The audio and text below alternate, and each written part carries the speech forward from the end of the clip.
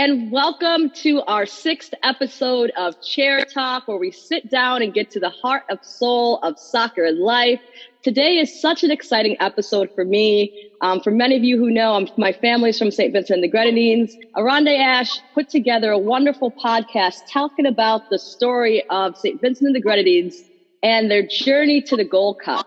So I'm going to this is going to be a session that I'm passing over to my Vincentian brethren here to conduct this interview so that we can learn so much more into the inner workings of this amazing podcast that he put together that I want all of you to check out, all of you to learn about the legends in my beautiful island, St. Vincent and the Grenadines. So without further ado, I'm going to pass this over to Arande Ash. Thank you very much, Nicole. It's an honor to be sharing the Black Soccer Coaches Association platform. Honored to be on here to, again, like you said, share a story, tell you guys a story. Again, my name is Arande Ash. I was born on the Caribbean island of St. Vincent and the Grenadines, the same place where Nicole's parents are from. It's the island somewhere between Grenada, Barbados, St. Lucia. It's a little dot there. And 25 years ago, that island of 110,000 people did an improbable, amazing thing. We qualified for the 1996 Gold Cup, the smallest country at the time to ever do that. I looked at the World FIFA Coca-Cola rankings for December 1995, and the next highest ranked country of some population close to ours was 1.2 million people. Again, we are 110,000, a tenth of that population, and we were in that ranks. The problem is nobody knows about that story. Nobody on our island knows about it, and certainly the people in this audience don't know about it. So first and foremost, I'm going to tell that story. Nicole has given me this platform because she says she will attest that that's an incredible story, an incredible thing that happened. You know, we spent the last couple of years lauding Iceland for what they did. This small country, Iceland is 500,000 people. We're a fifth of that population. We didn't make the World Cup, but we got, for us, an incredible distance, made a phenomenal jump. So I want to talk about that story. The other thing I want to talk about today is just coaching, being a coach, being an admin, and the kinds of roles people who are committed to a process, the kinds of things they can do, and the kinds of places they can take. In this case, a group of 22, 23-year-old boys who'd never seen anything, and we took them to a height. So we're going to talk about the Gold Cup, talk about that, and then talk about ways that hopefully Black Coaches Association and other coaches in the listening audience who want to help, we want you to help. It's been 25 years since my country made it to the Gold Cup. And the folks on here who've been back to my country the last 25 years will attest that there's enough talent down there that it really shouldn't take us this long to get back. But we need resources, we need help, we need knowledge. You're going to hear people who had provided resources, sometimes out of their own pockets, who provided knowledge, learned, earned, and who are willing and committed to the process. So we're going to get started. We're going to get started by introducing two folks here who were instrumental in that Gold Cup run, or instrumental in the history of my island football, Mr. Lenny Taylor. I'm not going to go over all his accolades. There'll be a link at the bottom of this. You can check him out. And also Mr. Ian Sardine. I think meaning resides in people. So if I tell you who they are right now, it has no meaning for you. But over the next couple of minutes, you're going to understand who they are, and you're going to want to click those links to find out more. And you're going to want to come down to find out how you can help them continue to do the amazing job that they did 25 years ago. And in the case of Ian Sardine, what he's still doing at age 120, looking spry, what he's continuing to do now. I will start with you, Nicole. Again, why was it important for you to just give us this platform to talk about this? What should people know? They don't know St. Vincent. They don't know who I am, who Lenny is, who Ian is. Why? Why are we doing this? I'll tell you what, I listened to your podcast, Arande, and it brought me back to a time when, as a young girl, I would go to St. Vincent to visit my family. So I remember this time when you're talking about this podcast. I remember many of these faces. So when I'm actually being transported back and you're giving me the details of what happened, and it's such a miraculous story if you really think about it. For all of us who are from the small and beautiful island, we know just how miraculous that situation is because it's a tiny island. You know, to be able to take out some of the teams that you guys were able to take out, the work that you're able to put in, the development that Lenny Taylor and Ian Sardine and you, Arande, are putting into it, your blood, sweat, and tears that you're pouring into this country. We all want to see this country get to the next level, make another Gold Cup, and we haven't seen that for 25 years. So I think this story needs to be told. You know, I have a pretty good following, so I'm excited to share this platform so that you guys are able to get this story out and to share the work, because we talk coaches about it, get people who are coming back to Vincent as soon as we can.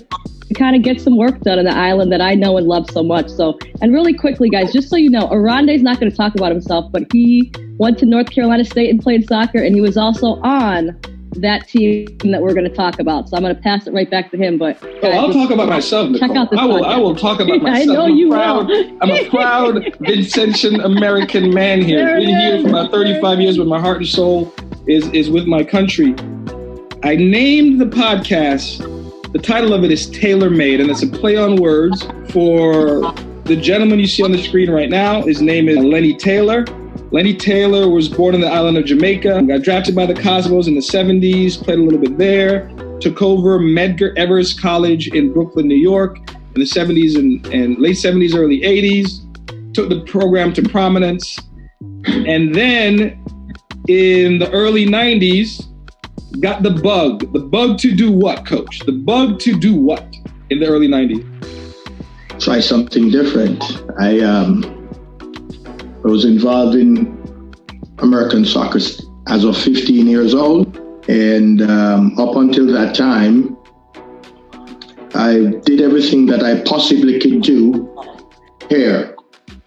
I needed a new challenge. The new challenge is going someplace else.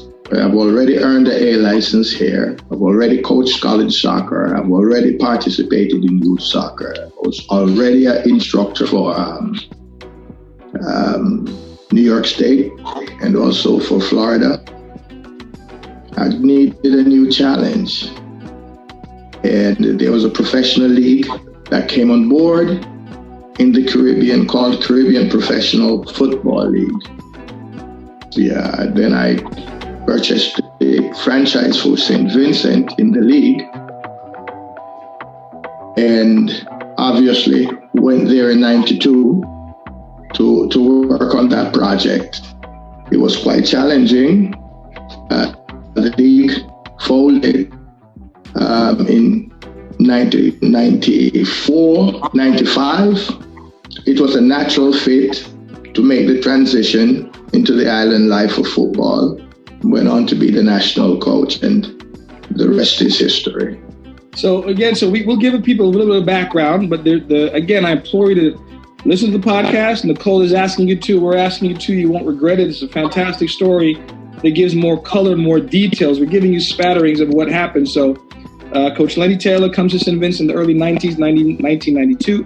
It just so happens that at that time, St. Vincent is in the process of qualifying for World Cup 94. So there's a fervor for soccer there. He comes at that time. He is also caught up in that, bringing his knowledge.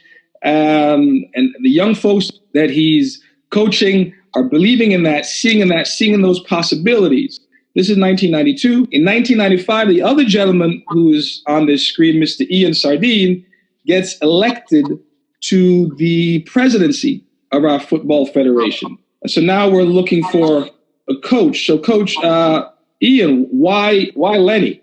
Why was that for you a natural fit? Well, Lenny was around in St. Vincent with the Hyrule Lions professional club. And a lot of those players were the national team players. That is one. So I had connections with him through his friend Arnold, because he was boarding with Arnold Dalrymple. So it was natural for us to go and approach him about helping with the national team. He was already involved. You have to understand as well that finances was a constraint. So you can't go out and hire an international coach with $0 in your pocket. Say that again. What was your operating budget when you started and took over in spring of 1995? What was it? Whatever we could have combined with our salaries and afford to pass on. So no $1 million subsidies from FIFA, no check every year for 6 figures, none of that. The FIFA subsidy didn't start until maybe the 2000s, when at the turn of the century. So we had to make do with whatever we can afford to donate out of our pockets, so by and large. So again, so from 1992, so you have sort of a 2.5-year gap. Ian Sardine takes over. Again, if you listen to the podcast, a lot happened between those years, but we're going to just give you some overviews. In the spring of 1995, we make the effort to start qualifying for the Shell Cup, which is the Caribbean Championships. And you mentioned on the podcast that you noticed that in the spring of 1995, they just get it. And again, coaches who are listening to this, we know that feeling. But can you describe what that was like to see that? And I'm going to go to to Ian to describe what that looked like. So Lenny, what do you mean when you said the guys they got it, they get it? I am Brazilian bred in the philosophy. And with the Brazilians for so many years, within the Cosmos organizations, the Pele camps, the Cosmos camps, it was one in which tremendous amount of interplay and good ball control. But remember, from 92, 93, 94, by this time, that concept became second nature to the players. They were comfortable playing with each other because they were playing with each other for so long. What do you remember happening? What do you remember seeing as a coach? Sometimes as a coach, we look out and we go, oh shit, they're getting this. Oh yes. The roles and responsibility of the players become evident. They knew their runs, they knew their offensive shape, they knew their defensive shape, they knew how to group up on the ball to maintain possession, understand how to change the point of attack. They were doing it because they hear it and it worked for them and they were enjoying it. And a wonderful thing developed, and it just mushroomed. Ian, what did you see? Because you've been involved with the Federation and in football, for over 50 years now. So you're in different capacities all over the island. What was different about 95, that spring, and you started to see, all right, maybe there's a possibility that we can do something and go someplace that maybe St. Vincent hasn't been?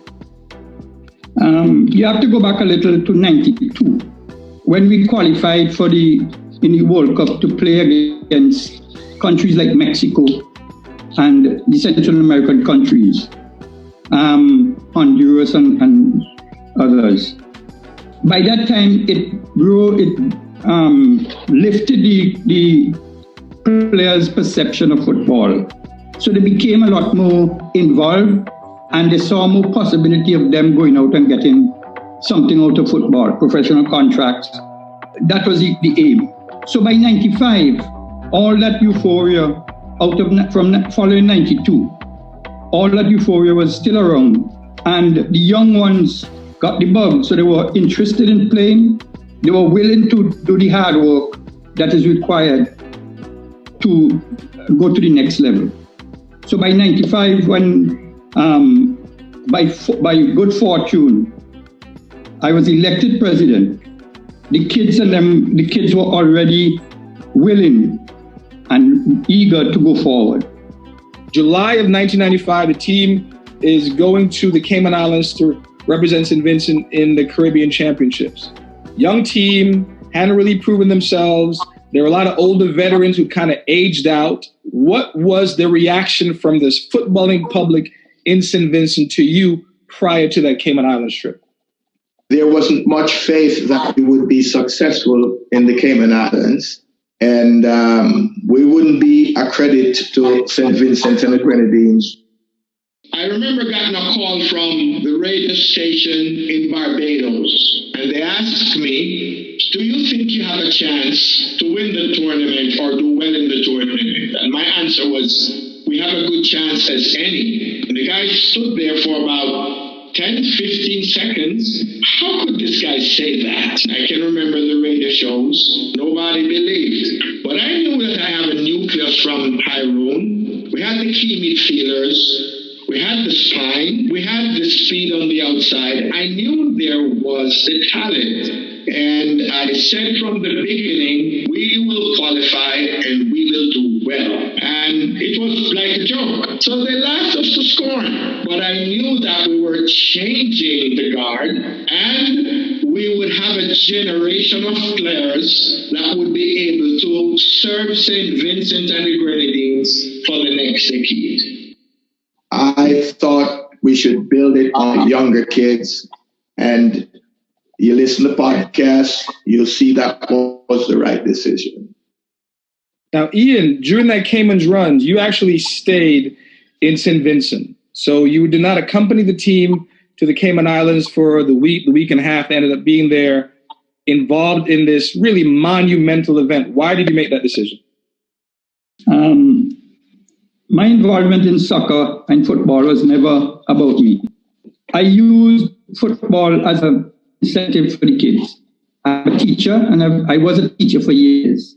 I taught the transition period between the primary and the secondary, going into high school. And the only incentive that you had for the boys in particular was soccer, because you had very little sport they could participate in the country. And in my class, in school, I would use the sport as an incentive, as a reason for them to stay in school, do the academics, because they get the rewards of playing football and so on. It continued. So when I got into the presidency of football, it didn't change. Going to the Cayman was the biggest thing for me. The performance and the team was. And then my going may have limited the number of players we could have sent, because finance was a constraint. Finance was a definite constraint, to the point where, and I wish he was here, but if you listen to the podcast, anybody will recognize the voice and the timbre and the commitment level of a Mr. Arnold Dalrymple. So either of you can speak on that, specifically the story of him mortgaging his house. And then he says it couldn't have been more than 2 or 3 days before the team was scheduled to leave. Mortgaging his house so the players could have flights to get to the Cayman Islands to ultimately take part in the tournament that puts us someplace to tell this incredible story. Here's team treasurer, manager, and banker, Arnold Dalrymple. At what point did you realize there was not enough money to buy tickets? We knew that all the time, that there was no money, but we expected the lotto to make up the balance of the money. So we went ahead, we booked our tickets. When we went to the lotto, they said to us that the Prime Minister was out and we couldn't get the money. He's the one who would have to make the decision. And he wouldn't be back till about, I think it was 2.5 weeks or something. And the team's supposed to be leaving in a week.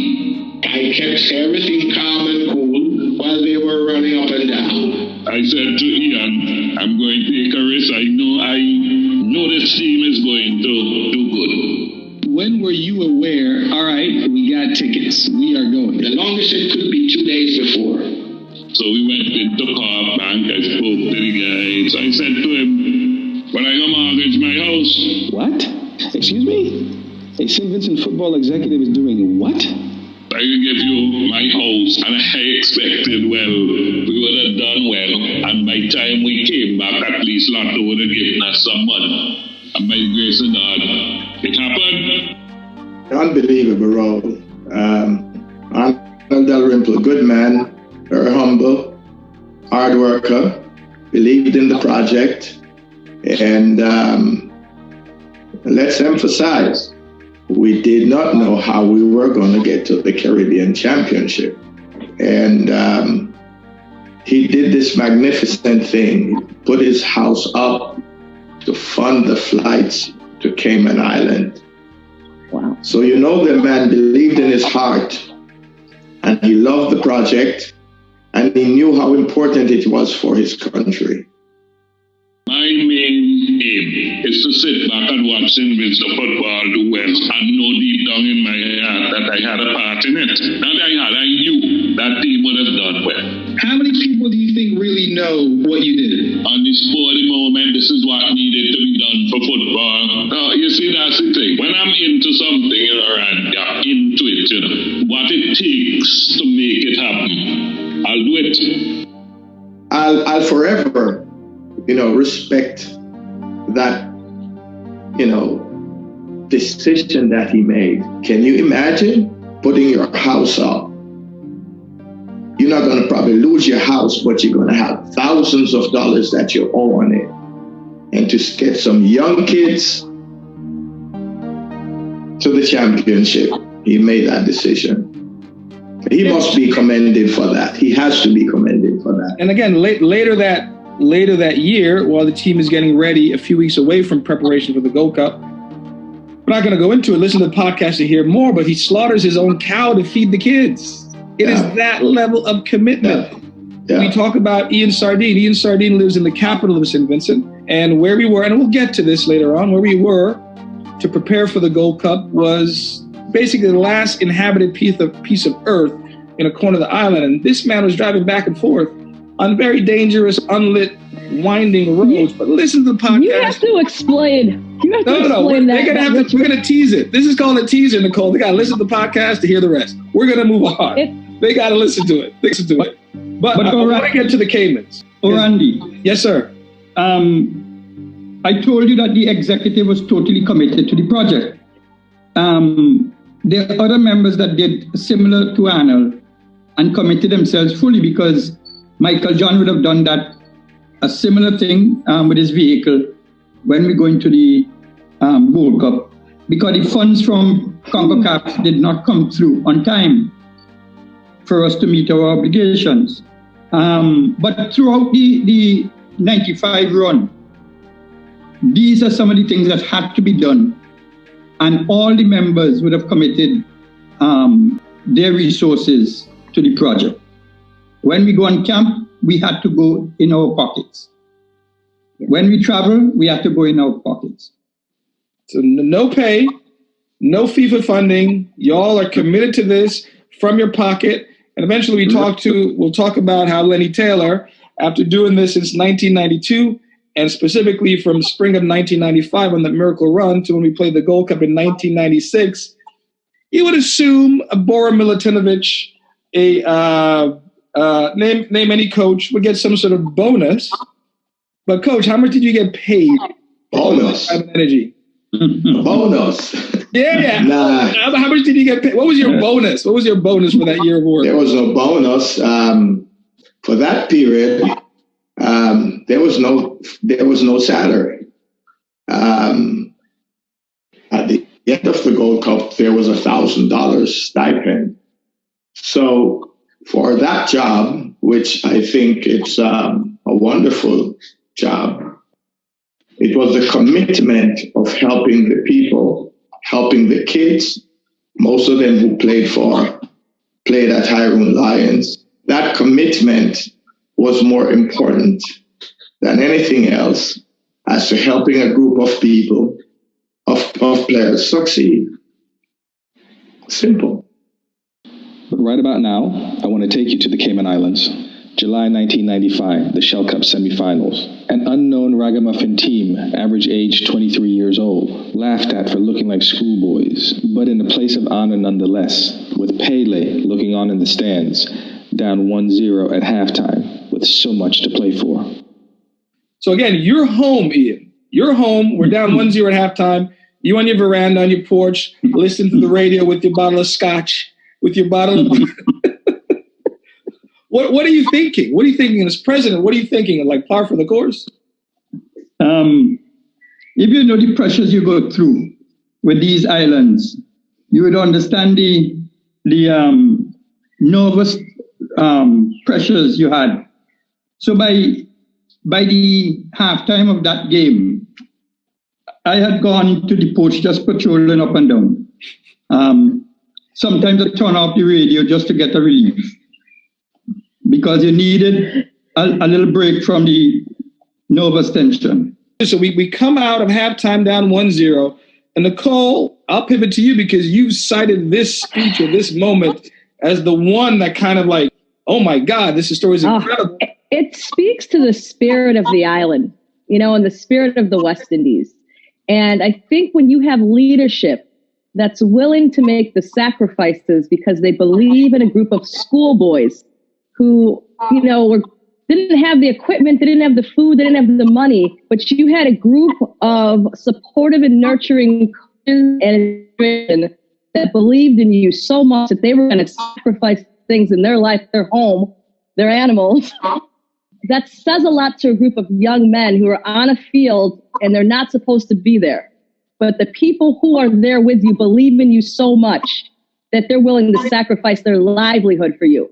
It's the example that you guys set, I think, too, that played a role in that game. I would run through a wall for people who make sacrifices for me like that. But Lenny, let's talk about that speech because Aradne calls you the magic, and I think you gave them some magic in that moment there. Here's Coach Lenny talking. I went into the game very confident. And of course, if you are confident, your pre-game, your match preparations are very confident and positive and reassuring to the player. Yes, we can. Yes, we can. And Cuba was running plays. Overlapping wingbacks coming down, slipping across the circle. We're in a heap of trouble now because they're consistently doing that. We did not find a way to be able to prevent the cross from the flanks. It was a tense situation. There was a little bit of hostility. We're down. Anyhow, at halftime, I walked briskly across the field into the locker room. I wanted to be there to greet them when they came in with positivity. I let everyone sat down.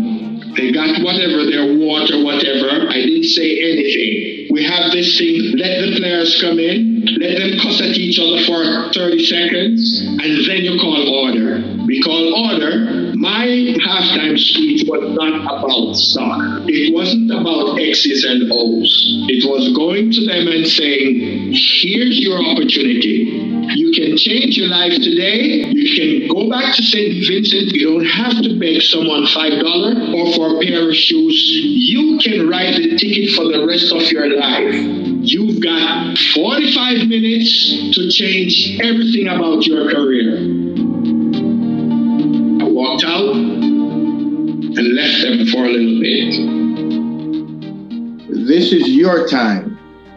You need to achieve this victory because the rewards are great coming to the Gold Cup. Most of these kids would be seen.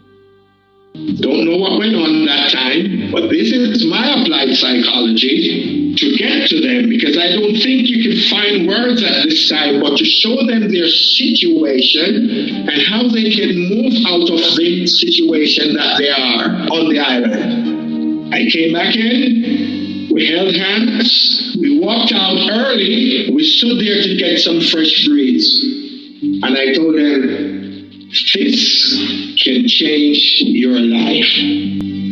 Oh, they were like flying when they went back on the field. At the same time, for me, from a coaching point of view, is I've promised these kids that we would get there.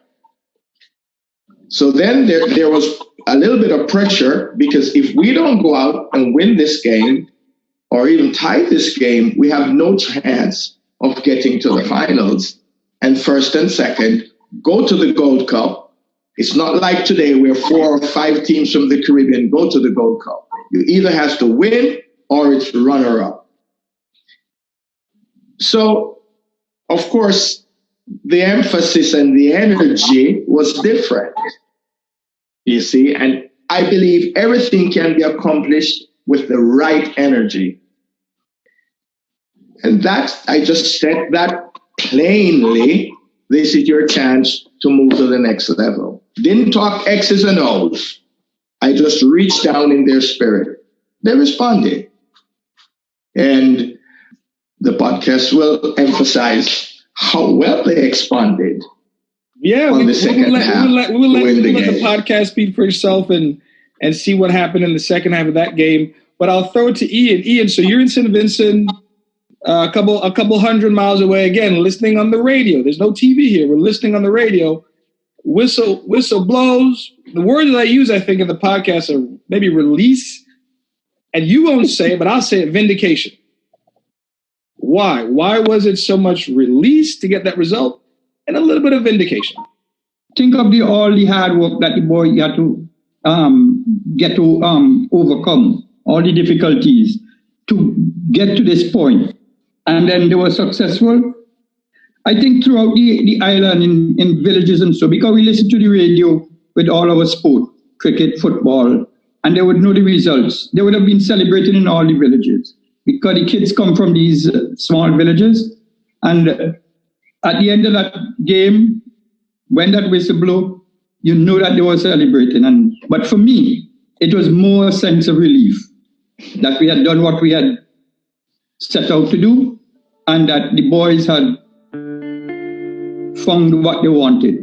I know you won't say it now, but throughout that tenure from early 1995 until that result came in July of that year, I mean, there are forces behind you every single day coming after you, trying to destroy or get you ousted. So, I mean, again, you won't go into it too much, and the podcast kind of goes into that. And this is the kind of part that made Nicole mad, to see that her island, where her parents are from, wonderful paradise place, beautiful people, but sometimes, you know, it's heavy is the head that wears the crown. You know, heavy is the head that wears the crown, especially when you do the impossible. Or you're starting to gain the success. Nobody wants to see you shine. They didn't think you should. They didn't think Coach Lenny could take the team all the way to the Cayman Islands and get the result. They didn't think Ian could lead a federation. He does. And now they're even doubling their efforts to try to get rid of them, undermine them. And again, what did you hear in that part of the story, Nicole, listening, that kind of gave you pause? It's just never been my experience in my country, right? I always set this high standard for the island of St. Vincent and the Grenadines because I have amazing family and friends there.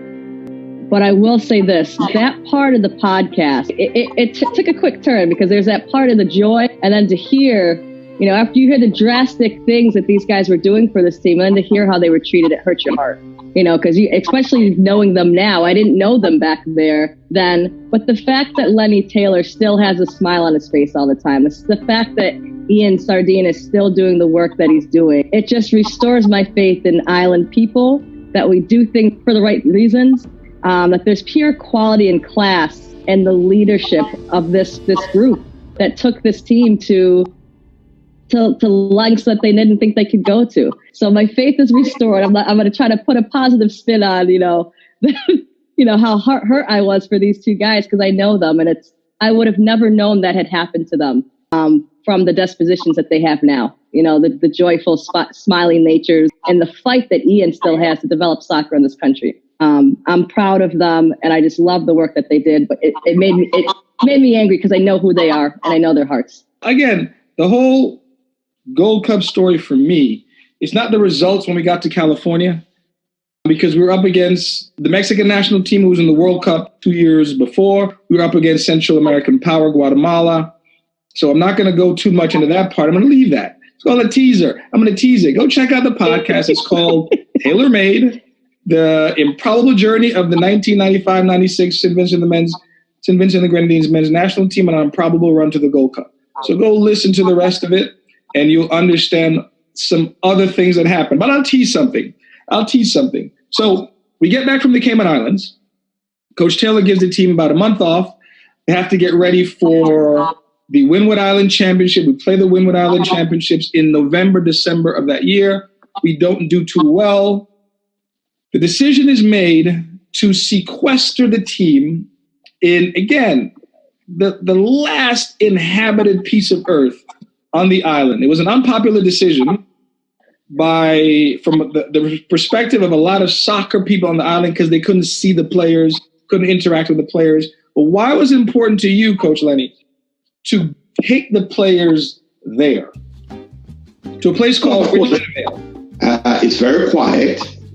And one of the things around it is when the boys go back to their natural habitat in their own towns, I wanted to keep away that negativism from their brain. People saying this or saying that. I think they needed a clear head to prepare to go to the Gold Cup. And to be in isolation to prepare, I think that was the best thing for them. And my soccer experience tells me, and the people who I learned football tells me, that here is a type of environment in which you can have total concentration with your players and prepare them for this huge occasion. I think that is set well because everyone wanted to be able to talk to or contact the players. I mean, coming back from the Cayman, qualified to go to the Gold Cup, they have a new status. Yeah, they're successful. So socially, I took them away and was working with them. And I think maybe the distractors weren't able to distract as much. Ian, what were our worries in December of 1995? What was the number one worry for the Federation and you? Well, finance was always the number one worry because football is a team sport. You're talking about 20 or 30 kids you have to put in camp, plus 5 or 6 coaches and teams managers. But by December of 1995, we had gone to a few camps. And so we had experience of what it is like to camp in some of these and in some of the other locations. There were too many people showing up at camp at all hours. They would distract the boys. And of course, they're young men. If the girls show up outside, they would go and you can't stop that. You could try, but it's difficult to cut it out. So by 95, we had realized, and Lenny had requested that we have an isolated location. So we went to Richmond. There are great facilities for training. La Soufrière is just above you, all right, 4,000 feet high. Then there is waterfalls you could jog to, about 2 miles up. You had long stretches of beaches, so your physical work could be done there. So you had a lot of positive that you can get from that location. Right. And then you have the isolation, where you have total control over the kids, and no distraction from the local population. Of course, the distractors in the capital would have been another thing. They had a field day with saying all they want to say. But the team itself was isolated from that. And at this point, I am now in St. Vincent. I had left the island in August of 1985, and with the help of Ian Sardine, who remembered me because I was an amazing player at 7, 8 years old, hanging with 11, 12-year-olds. But he remembered me, reached out to my coach at North Carolina State University. Coach Lenny invited me, and I was at that camp in Richmond, December 15th, 1995. And I'll be blunt, my biggest concern was food. Let's just get to it. It was food. It was food. So, Coach Lenny, on the podcast, you mentioned that X's and O's, the football, was the second or third biggest concern in that preparation phase.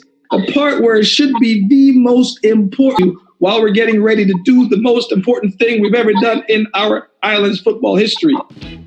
And then every day you have to deal with what? Let's count them out. Food, and food. So sometimes in the downtime after training, I go out and scour food. And you have to balance it and make it last. To the point where it's not balancing enough, I have to jump in that little Jeep that I have with Everett Young. And there was another young man, I can't remember his name, connecting me with the farmers in the area. One of the farmers even gave us a whole goat. We took the goat back to get bunches of bananas, edus, yams, whatever the farmers had, they would throw it in the Jeep and I'll drive it back. When Lenny said they were wanting enough food, I killed a cow. I came down there with your own family cow, or you bought one, or how did it work? My cow, people don't understand what is commitment, Well, at the end of each training session, I have to worry about how the players are going to eat. Whether I'm going to have sardine, brings a box of chicken down, or I have to go to Kingstown, or I have to go to the various farms in the area. I remember I was given a goat, some chickens, for the players to eat. There was absolutely no time to do anything other than making sure we can get through today. Forget about tomorrow. Let's get through today with 3 meals, some training, and move on. Camp in Richmond Vale was time for Coach Lenny to get serious again. Get the players back to that Cayman Island vibe, that energy, that belief, to motivate, to inspire, to drive, to push, to push, to push. Unfortunately, he had to do it with less, while being stressed more. All the football talking heads were complaining that the players were isolated at Richmond Vale. And we were. There was nobody around. Nobody to go to, nobody to talk to, nobody to get distracted by. All we had was each other. So, Ian, I don't think on the podcast I asked you, but I'm going to ask you now, knowing what you saw being written in the newspaper, knowing what I know you turned off the radio because there was just too much negativity at one point. But, I mean, you can't not have it seep into you. You still have to go into a federation office and literally deal with somebody sitting next to you who wants to destroy you and the coach that you've established, the coach that's building something there. I never asked you, but how did you shore up Lenny? What kinds of conversations were you guys having? Daily? Did you have to kind of drive down to Richmond from Kingstown and just put your arms around him and say, there's a couple more weeks, we're going to do this? I mean, I never asked you that. Like us, Lenny was fully committed to the process. So he wasn't taking on the negatives, even if he heard the comments. All I did was plug holes, fight off the detractors, plug holes, try to keep it together.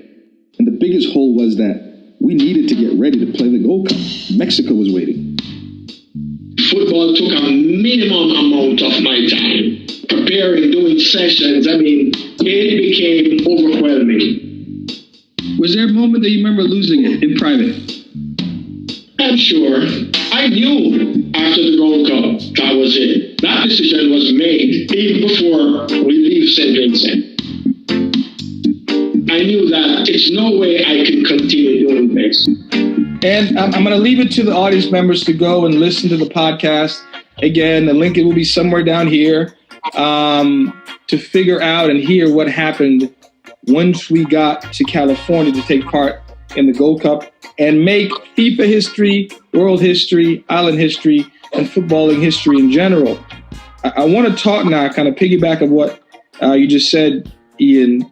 And in the podcast, I call it the Holy Trinity, more or less. You, Dalrymple, and Coach Lenny Taylor. 6 legs, 1 mind. Have each other's back. Work together. The philosophy is we're going to have youth. We're going to develop them. We started this 4 years ago or 3 years ago in 1992. We're going to stick with it. The process is being successful. We did a great job in the Caymans in July of 1995. We have done something unprecedented, something that no other small island has ever done in the history of football. Never. In December 1995, St. Vincent the Grenadines is ranked 95th in the world with 110,000 people. No money. Man-slaughtering cows to feed the players. And I was there in December, no food. I kid you not.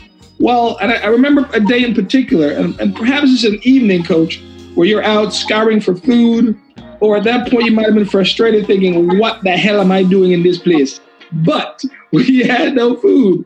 And one of our players, and we talked about it in the podcast, Fitz Bramble, who was the keeper, I remember him and a couple of senior guys, Dexter Walker, Ned, somebody else. They might have gathered money from everybody. Fitz had a car in camp. He got in his Toyota Celica, drove to Chateau Bel Air, which was the next town over. We got some pasta, some what is that biscuit? Cricks or something like that, the Cricks biscuits. And we had that for dinner. But it speaks to the fact that when there is not a structure, if you would, provided for you, and Nicole, you've mentioned this, it's incumbent upon people, in this case, players, and then a step above that, Coach Lenny, not getting paid, no money. This man is doing this for no money. Just do the work.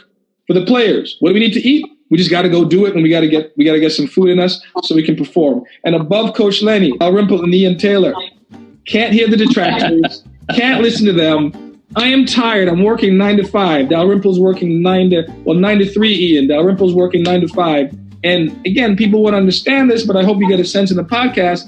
Having to drive 2 hours, or not, maybe an hour and a half, whatever it is, in the dead of night, to go take care of these problems that keep coming up over and over again. And still we keep going. This is why this story is incredible. And I think, again, I'm speaking to Black coaches, but I'm also talking to coaches in general, because I know your audience is bigger than just Black everybody. Coaches, Nicole. Yeah. But it speaks to our struggle. In order to get just half the distance, we got to do twice the work. And in this case, with this story, with this island at that time, it is 10 times the work that people committed to getting it done, and they got it done. So why should you listen to this podcast? That's why. That's why. And it hasn't been replicated in our country in 25 years. Why? Because these men here, they're not a part of it. And the reason I wanted to put this podcast and tell this story, you don't need the men, you need the ideas. Their ideas are everlasting. Their willingness to commit and put in the work is everlasting. Listen, find an example, then replicate it. I want to then transition, and then we're going to start wrapping this up, because people got dinner to make, people got things to do. They got to go coach, they got to go recruit, they got to do all this stuff. But Nicole, I'm going to start with you here, because I started with you in the beginning. Ian talked about the commitment level and togetherness, and putting his arms around Lenny, comforting him, making sure that this idea can keep going. As the president of this organization, I'm sure you've been in situations where, something comes up and you're like, God, why am I here? Why am I doing this? So why are you doing this? Why are you involved in the BSC? And by extension, why do you want them involved in some way in St. Vincent? Or why are you involved in St. Vincent? So for me, it's always about the advancement of Blacks in the sport of soccer. And I mean, you touched on it in such a way that really will make people of all races understand the struggle of what it is to be a Black coach, or even an administrator, or, a leader like myself. There are struggles, there are challenges, there are adversities, but you can't allow that to ever get to the forefront of your mind, because there's a purpose, there's a mission in the work. And the most important thing is there's a next generation that you want to make sure that your work is impacting. You want to make sure that the stories of Ian and Lenny are told, so that some of these things don't happen again. So that's why I love this story especially, is because it talks about a brotherhood amongst administrators from Ian, Lenny, and many of the people who were working with them who had the same type of heart, and then the players on that team to come together and to do the work. How resilient we are. That's what I think got me the most, is how I don't care what challenges are coming our way, we can overcome. That's the power of this story, and that's why I love it so much. And that's why I think our coaches are going to love this story, is because it's something we all experience. We have these challenges, but we overcome time and time again, and we will make a future that's better for the next generation. Okay, and I'm going to make a plea to them, to the coaches in the BSC, when we wrap this thing up. But Coach Lenny, again, prior to coming to St. Vincent in 92, you were a coach at Medgar Evers College in Brooklyn. You established a state championship team and club in Florida. But you mentioned earlier, more or less about a glass ceiling in terms of moving up the soccer ranks in this country at that time. On the podcast, you talk about you were licensing coaches. And so you would go to these communities in Central Florida with lawyers, doctors, and wannabe coaches, and just pick up on that. What did you experience? You talk about being at the back of the class and watching these people come in, and then what did you experience? Well, I came to Florida in 1980 with like 3 years of coaching, education, instruction in New York State. So when I came here in 1980 in South Florida, I was practically the only person that was certified to train coaches. So I would go all over the state of Florida to do courses. When I'd get into a course, there'd be 35, 40 people in the course. I got in, I sat in the back, wait for administration to take place, all the paperwork. Then it's time for the course to begin, and they introduced the instructor. People thought I was just, somebody taking the course. And after I'm introduced and I go up and I stand before the class, I put my name on the board, I put my license number, and you could feel the snickers of people. Well, your constituents are lawyers and doctors, because those are the coaches of youth soccer in America, especially at that time. Influential people. How could we have this guy as the instructor? Something must be wrong. So in 10 or 15 minutes, you have to sell everybody on your knowledge. And it's interesting that in half an hour, you have everybody eating out of your hand, because what you're delivering, is magic to their ears. We should not be getting this from a black guy. Let's not be political correct here. You can't. And after, you told them, well, I was an All-American, I was drafted to the Cosmos, I did this, and we started teaching. Everyone wants to be your friend because knowledge is power. So that's the unique opportunity that I had to be dealing with that in America. So to go to St. Vincent and the Grenadines, that's nothing. I was already conditioned to deal with that because of what I had to deal with in America. And this is not one class. I said I trained 10,000 D, E, and F licensed in America. Coaches. It's everywhere you go. You have to prove yourself. Now, I always tell the story that in America, the guy that you train to be a coach will be your boss, and there's nothing you can do about it. Still to this day. So that's where the glass ceiling was. My head, my knowledge, I need some other challenge. So getting to St. Vincent, I was more than prepared to deal with whatever comes at me. I continually worked until the last day, the same way as I did the first. So I want to thank Ian Sardine and his group to give me the opportunity so that I could get some international experience.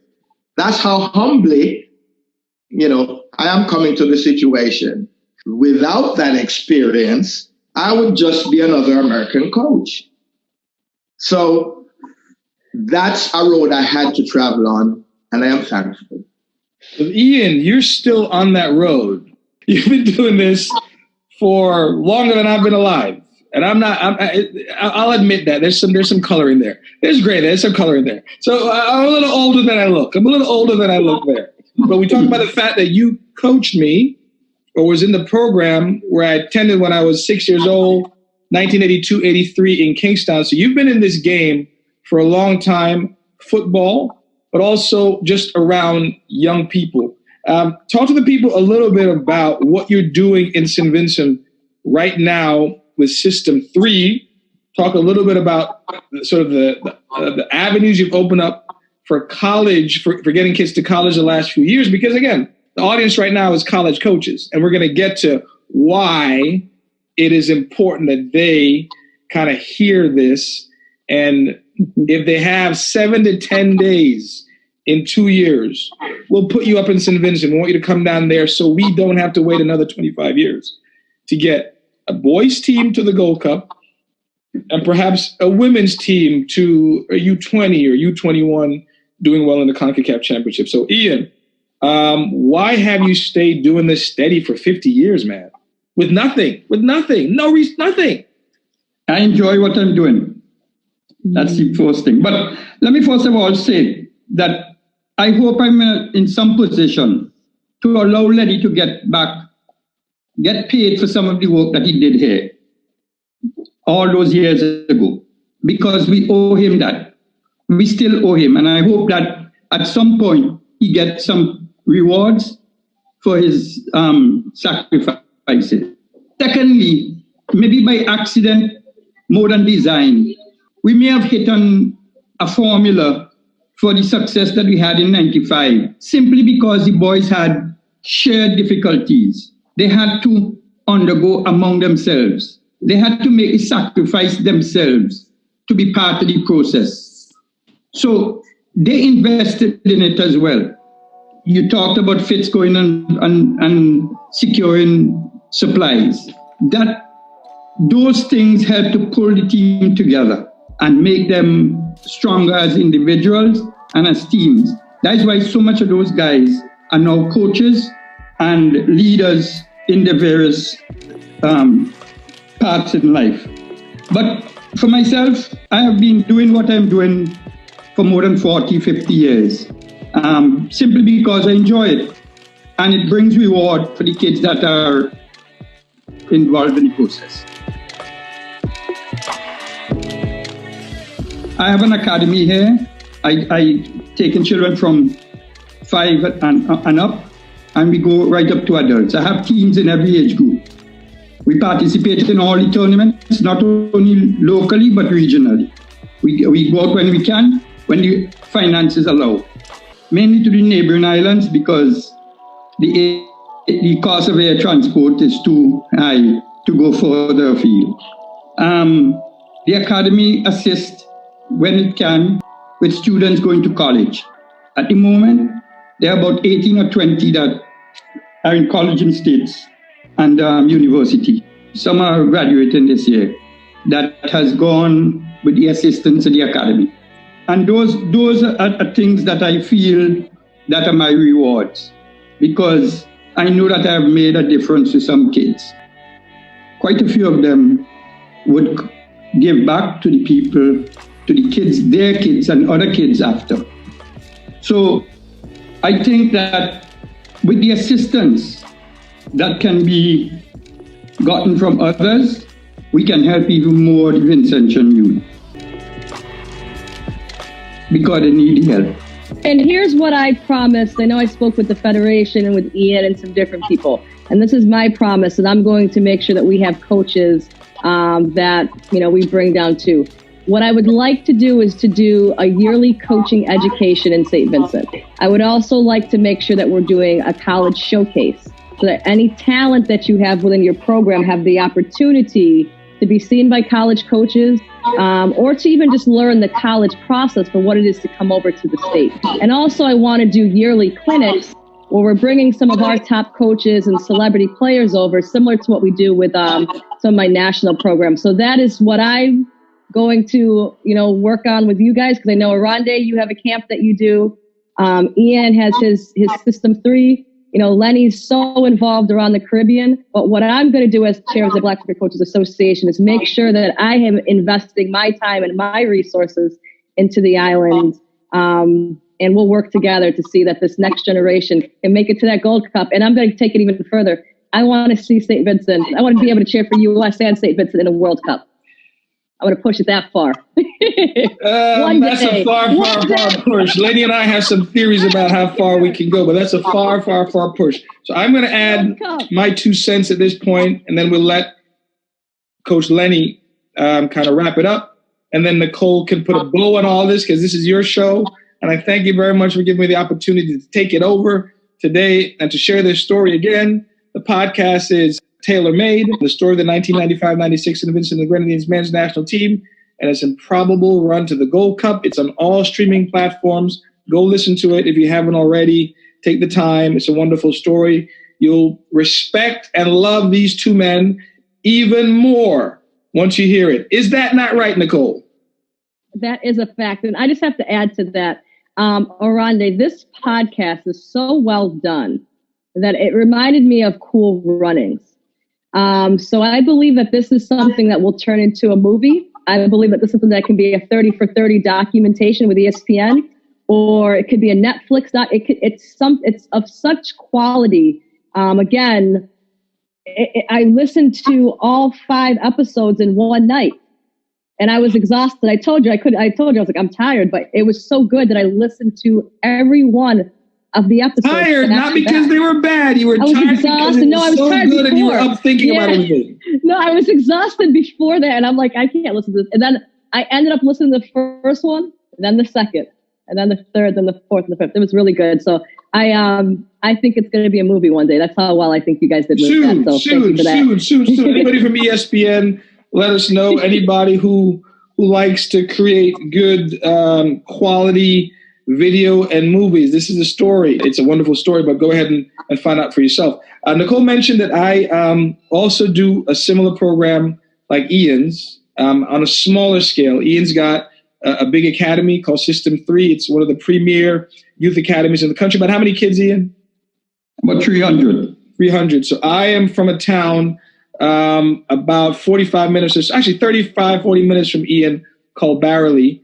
And Barrowley is known to produce, for whatever reason, we're producing a lot of really good soccer players. And so my thought about 10 years ago was, these players are being produced without any training. What if we just introduce training? And not even great training, because that's one of the issues that we have in St. Vincent. We don't have a lot of quality coaches who are as committed as these two gentlemen. 40, 50 years in the game, sacrifice whatever it takes to make sure the kids get better. So the number one excuse I kept hearing 10, 12 years ago, well, we don't have equipment. We don't have balls. So I've been coaching club soccer for 20 years, and I know a kid will go through, especially between the ages of 12 and 14, at least 2 pairs of cleats every season between August and May, because they're growing. And these cleats are just sitting in the garage. They have old soccer balls in the garage. They have old uniforms in the garage. So I simply asked parents one day, just give them to me. And a lot of the parents were happy, because they're like, oh my God, I don't know what I'm going to do with all this stuff. Is just taking up space. So I get all the equipment. I put them in a barrel. I ship them to St. Vincent. I go down. I take people that I know have the same heart and mindset that I do, same way Ian and Lenny are committed. And we go down there for a week, 10 days, put on a free camp for the kids in my hometown. My dream, my wish for Black coaches, for any coach in this country who sees potential in this island the way Lenny did, the way Ian did, is to come down. Come down. My spiel and my sell to any of my coaching colleagues, any of my friends is, look, it's 2 hours, Monday through Friday, 8 o'clock to 10:30. You have the rest of the day to enjoy paradise. And St. Vincent is paradise. Mm-hmm. St. Vincent is unspoiled paradise. What is St. Vincent? You have no idea, but you've seen it already. It's the first 15 minutes of Pirates of the Caribbean. It is literally my hometown of Barrowley. The reason we have a soccer field in my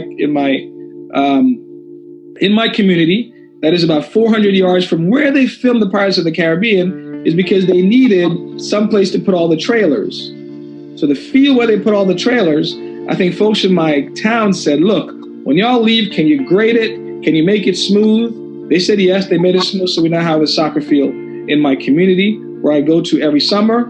You get about 100 kids out there, and they play soccer. Beyond that, every Saturday morning, there's a gentleman, my saint, the person who makes this thing happen, a person, again, that tree of knowledge that you talk about, where somebody's been influenced by somebody else, and they pass on that goodness. The way Lenny has done that with me, the way Ian has done that with me. Well, Ian did that to a kid in my hometown, a kid that played for him. His name is Jason Frederick.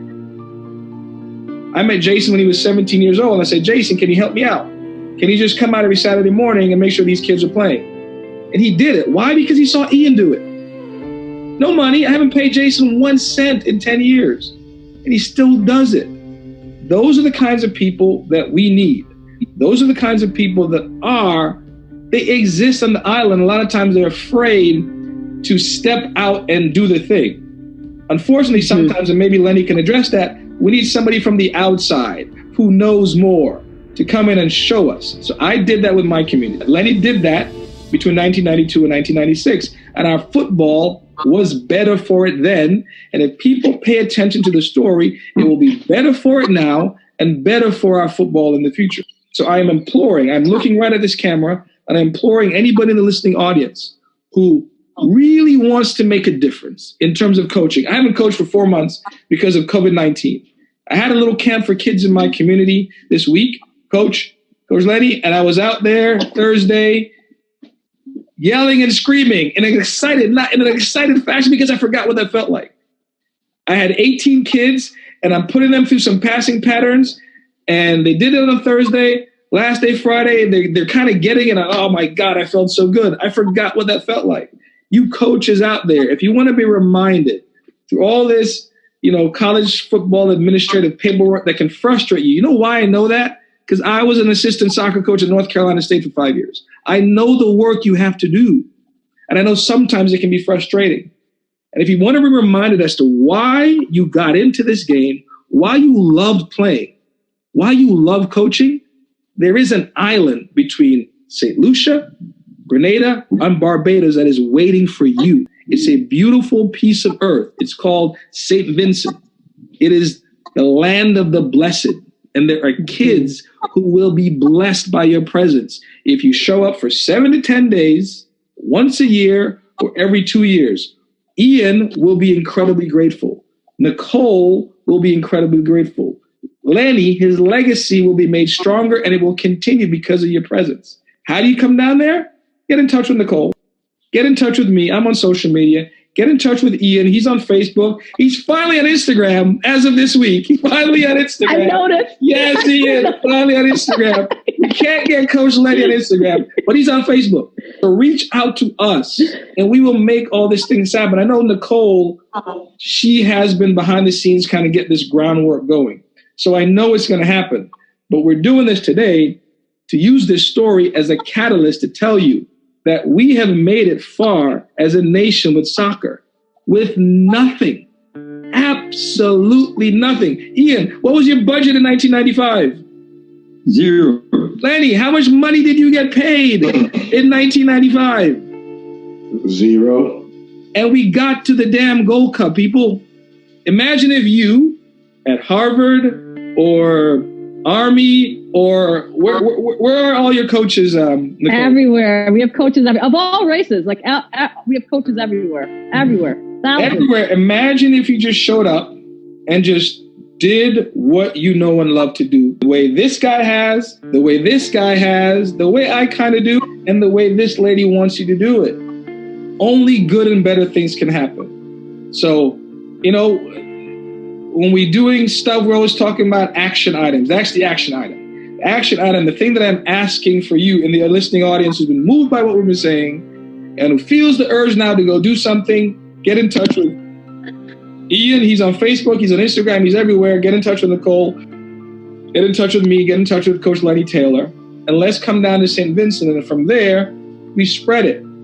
When I'm a history student. I love history. The one thing I know about Black American history, as bad as we've had it, and we have it kind of rough now, we're also recognizing and re-recognizing that. Folks all over the world in the diaspora look at Black folks in this country as the examples. They always have. They look to us because despite everything, we have achieved 10 times more than they have. So who else are you going to look to?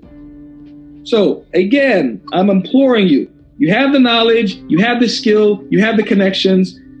We're offering you the opportunity, and we have the time. So let's use it, please.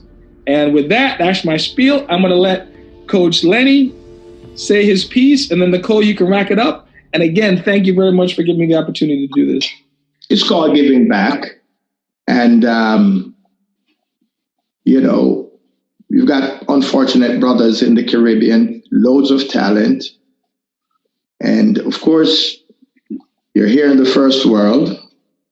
You get all the information, all the knowledge. It's good for you to just give a little bit back, man. It'll be beneficial. You never know what you will be able to accomplish with kids. As a person who has gone through it, I'm not regretting it. Not at all. There's so much happiness and so many lives that I've touched. And that's a good feeling. So I am supporting the recommendation. Ian Sardine has been at it for a while. Randy joined in into summer with his camps. And I see him on Facebook gathering all these soccer balls and boots. And I think he even have he has to keep them in a warehouse. Yeah, big storage. That's what it looks to me. So $140 if you're out there every and month. you have some equipment, again, he's on Facebook, pass it through. Just to summarize, I've never said this before, but at the end of the Cuba game in Cayman Islands, we were leaving the field, and I heard some people calling me to come closer to the stand. When I got there, it was Captain Burrell, the former president of the Jamaica Football Federation, God bless his soul, rest in peace. Anthony James, another former Jamaica FF president, and several presidents of different islands who came to the finals. And the question was, how the hell you guys did this? How? It's impossible. How you guys did it. Now remember, Jamaica was knocked out by Cuba. They didn't go to the Gold Cup. And when you say football in the Caribbean, that's synonymous with Jamaica and Trinidad. And by extension, Cuba at that time. So this tells that all you need is some help from the diaspora in North America to go to the Caribbean, and you can contribute and make a whole different opportunity for the children that are there. So again, thanks to St. Vincent and the Grenadines Football Federation, the good people in St. Vincent who have embraced me and give me the opportunity to do what I do best. I don't know if I'll do it again, but it's damn tempting. Ian, we'll let you speak, and then anything you want to say, and then Nicole, you wrap it up if possible. No, well, we have gone through a lot of what we wanted to get across. The kids are always in need of assistance, and any assistance that we can get would be more than welcome. All right, that is it. That is it. Again, Nicole, thank you for the platform. Thank you for the opportunity. I hope folks in the Black Soccer Coaches Association or anybody else who's a lover of this game, who sees potential in children, I think you can relate to this story. Go ahead and please listen to the podcast for the last time. It is tailor-made, the improbable journey of the 1995 St. Vincent and the Grenadines men's national team and their improbable run to the 1996 Gold Cup. It's in 5 parts. Anybody from Universal, Paramount, Disney, ESPN, reach out to us. Reach out. It's a lot of money that can come from this. I can go help a lot of kids. So Nicole, so again, you wrap this up, and again, thank you. Guys, thank you so much for the story. It's your life. It's your life's work, and we appreciate all that you've done and that you continue to do. It truly is an honor to be able to share my platform with you guys. I love you guys and everything that you guys have done. Really appreciate you guys. I thank you guys so much for being on episode 6 of Chair Talk, sharing this with our entire coaching community. And we will be in St. Vincent to make a difference and to continue this work so that we see another Vincentian team in the Gold Cup. Shout out to the St. Vincent Federation, all of our friends there. Ian, shout out to your company. Arande, shout out to your camp. We'll see you guys soon in St. Vincent. Take care. All right. Thank you.